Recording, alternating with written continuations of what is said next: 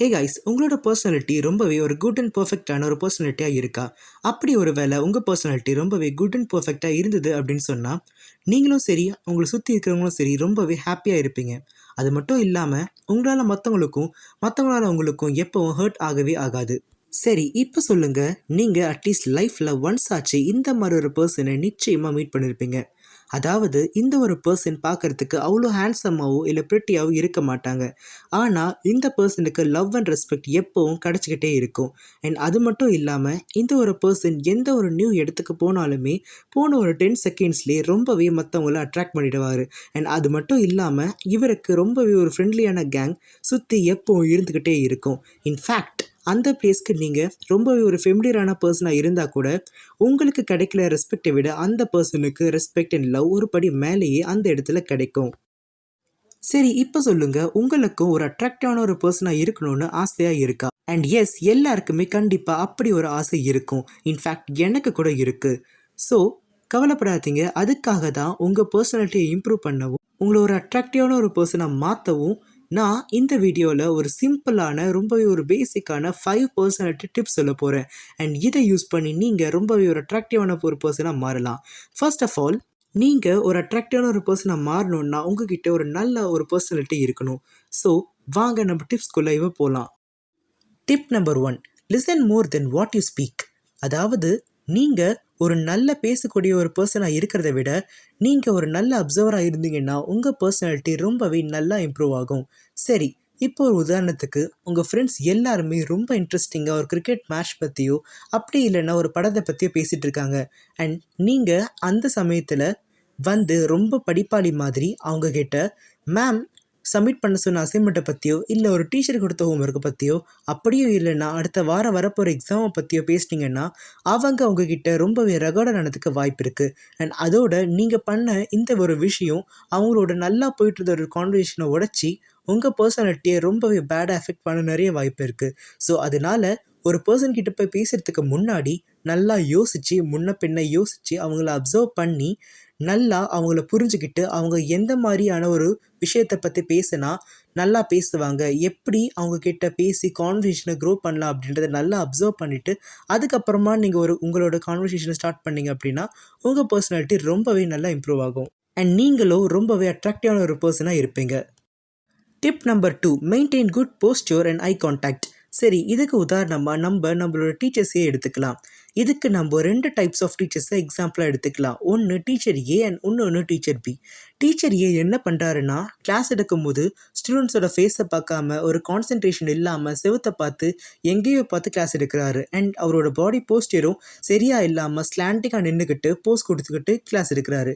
And அதே மாதிரி teacher B என்ன பண்ணுறாரு அப்படின்னா, ரொம்பவே ஸ்ட்ரிக்டாக சொல்லிக் கொடுக்கும் போது ஸ்டூடெண்ட்ஸ் ஃபேஸை பார்த்து ஸ்டூடெண்ட்ஸ் அவரோட ஐ கான்டாக்டில் கான்சன்ட்ரேட் பண்ணி கிளாஸ் எடுக்கிறாரு. அண்ட் அதே மாதிரி அவரோட பாடி போஸ்டரை ரொம்பவே காஷியஸாக வச்சு ஸ்ட்ரைட்டாக நின்று அண்ட் அவர் பேசும்போது அவரோட கையை அதுக்கேற்ற மாதிரி வேவ் பண்ணி ரொம்பவே அழகாக கிளாஸ் எடுக்கிறாரு. சரி, இப்போ நீங்கள் யோசிச்சு பாருங்க, டீச்சர் ஏக்கும் பிக்கும் ஒரு டிஃப்ரென்ஸ் இருக்குது. அண்ட் அதே மாதிரி அவங்களுக்கு ஸ்டூடெண்ட்ஸ் கிட்ட இருந்த ஒரு ரெஸ்பான்ஸ்லேயும் ஒரு டிஃப்ரென்ஸ் இருக்கும். சரி, இப்போ கொஞ்சம் யோசிச்சு பாருங்கள், அதாவது நீங்கள் ஸ்கூல் அண்ட் காலேஜ் படிக்கும்போது டீச்சர் மாதிரி ஒரு டீச்சர் லன்ச் பீரியடுக்கு அப்புறமா வந்திருந்தா என்ன ஆயிருக்கும்னு. Tip number 3, be genuinely kind.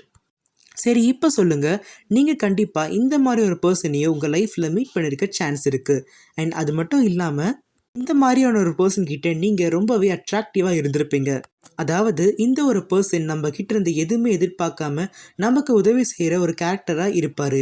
For example, நீங்கள் மேம் கேட்குற கொஷினுக்கு ஆன்சர் தெரியாமல் கிளாஸில் முழிக்கும் போதும் அண்ட் அதே மாதிரி ஒரு கான்செப்ட் புரியாமல் முழிக்கும் போதும் உங்கள் கிட்டேருந்து எதுவுமே எதிர்பார்க்காம ரொம்பவே கைண்டாக ஜென்யூனாக உங்களுக்கு ஒரு பர்சன் ஹெல்ப் பண்ணிட்டு போயிருப்பாரு. அண்ட் அந்த ஒரு பர்சன் உங்கள் ஃப்ரெண்டாக கூட இருந்திருக்க மாட்டார். அந்த ஒரு பர்டிகுலர் ஸ்டூடெண்ட் கிட்ட நீங்கள் பேசியிருக்க கூட மாட்டீங்க. அண்ட் நீங்களே யோசிச்சு பாருங்கள், நம்மளே அந்த மாதிரி ஒரு பர்சன்ஸ் கிட்ட தான் ரொம்பவே அட்ராக்டிவாக நம்ம போய் ஃபிக்ஸ் ஆகும். ஸோ நீங்களும் இந்த மாதிரி ஒரு கேரக்டரை உங்களுக்குள்ளே வளர்த்துக்கிட்டீங்க அப்படின்னா நீங்கள் ரொம்பவே ஒரு அட்ராக்டிவான ஒரு பர்சனாக இருக்கலாம்.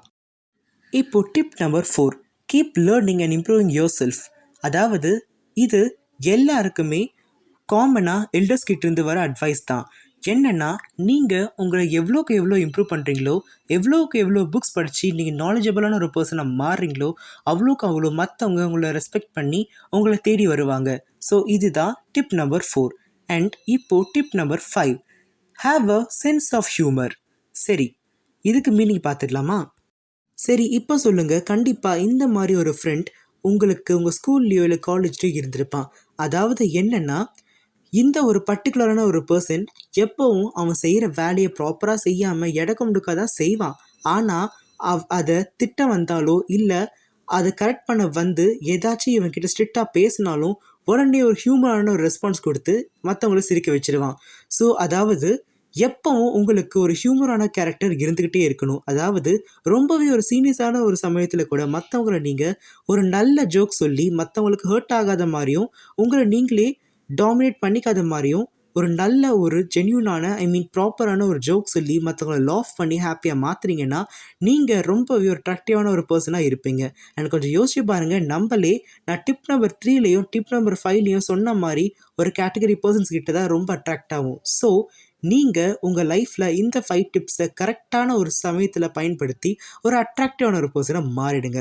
அண்ட் கண்டிப்பாக உங்கள் லைஃப்பில் ஏதோ ஒரு இடத்துல கண்டிப்பாக உங்களை அறியாமலே நீங்கள் இந்த 5 டிப்ஸில் ஏதாவது ஒரு ஒன்றை நீங்கள் பண்ணியே தீருவீங்க. And is even swear it. And finally நீங்கள் இந்த மாதிரி நிறைய பர்சனாலிட்டி பேஸ்ட் டிப்ஸை தெரிஞ்சுக்கணும்னு நினச்சி உங்கள் பர்சனாலிட்டியை இம்ப்ரூவ் பண்ணணும்னு நினச்சிங்கன்னா என்னோடய சேனலை சப்ஸ்கிரைப் பண்ணுங்கள். அண்ட் அதே மாதிரி உங்களுக்கு இந்த வீடியோ யூஸ்ஃபுல்லாக இருந்தது அப்படின்னா, உங்களுக்கு இந்த வீடியோ பிடிச்சிருந்தது அப்படின்னா எனக்கு ஒரு லைக் ஒன்று கொடுத்து சப்போர்ட் ஒன்று பண்ணுங்கள். And that's all for this video. And இந்த வீடியோ உங்கள் ஃப்ரெண்ட்ஸ்க்கு யூஸ்ஃபுல்லாக இருக்கும்னு நினச்சிங்கன்னா இதை அவங்களுக்கு மறக்காமல் ஷேர் பண்ணிவிடுங்க. So that's all for this video. I will meet you in the next video with the advanced tips. Ta-ta!